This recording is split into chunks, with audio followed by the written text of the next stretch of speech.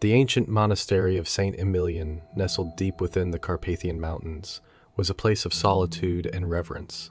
Its stone walls, darkened by centuries of weather and time, stood as a testament to the unwavering faith of the monks who had devoted their lives to prayer and contemplation within its confines. For generations, the monks of St Emilion had lived in isolation, cut off from the outside world by treacherous terrain and harsh winters. Brother Anselm, Brother Matthias, and Brother Peter were the last remaining monks of St Emilion.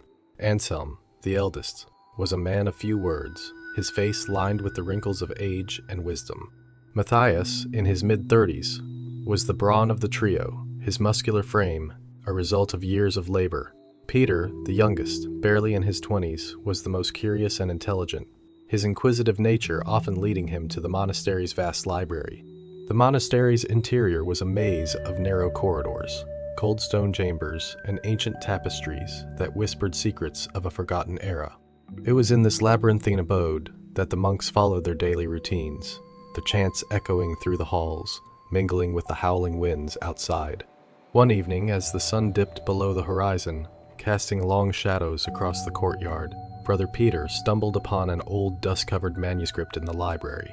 The manuscript, bound in cracked leather and written in a language he couldn't decipher, exuded an unsettling aura. Intrigued, Peter brought it to Anselm and Matthias, hoping they could shed light on its contents.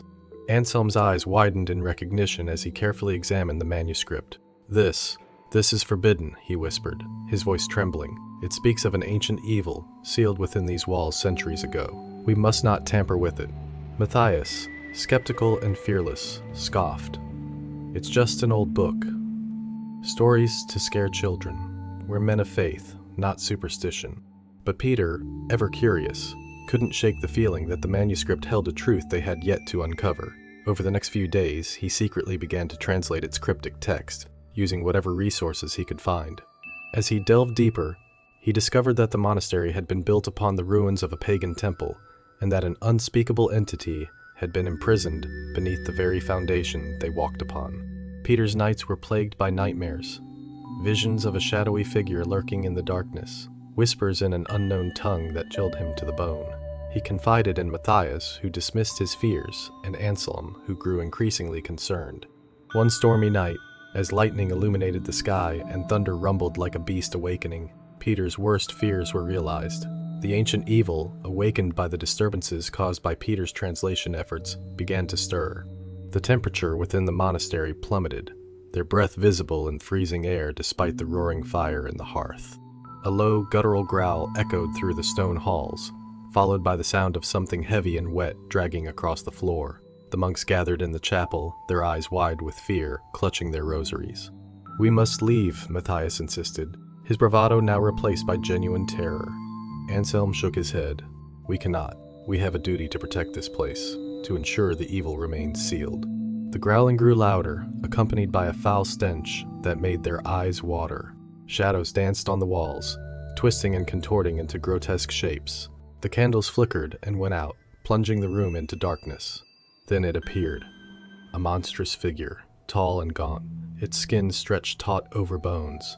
Its eyes were black voids, and its mouth filled with razor-sharp teeth, twisted into a malevolent grin.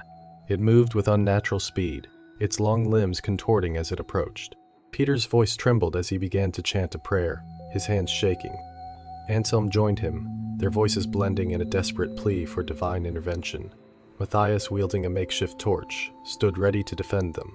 The entity let out a deafening screech, and the ground beneath their feet trembled.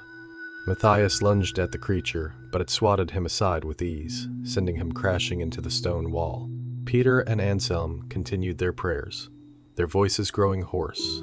With a final unholy roar, the entity lunged at them, but just as it seemed all was lost, a blinding light filled the chapel. The figure recoiled, its form writhing and twisting as it was engulfed by the light. Anselm, his face pale and his body trembling, fell to his knees, tears streaming down his cheeks. As the light faded, the entity was gone, but so was Matthias. The chapel lay in ruins, the once beautiful stained glass shattered, the altar desecrated. Peter and Anselm, exhausted and broken, knew they had to leave the monastery forever. They ventured out into the storm, the howling wind and driving rain, a harsh contrast to the eerie silence that had filled the monastery moments before. As they made their way down the treacherous path, Peter glanced back, seeing the towering silhouette of St. Emilion one last time. In the years that followed, the monastery fell into ruin, its dark history forgotten by all but a few.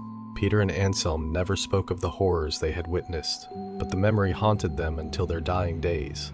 And somewhere, deep within the earth, the ancient evil waited, biding its time, its hunger unquenched.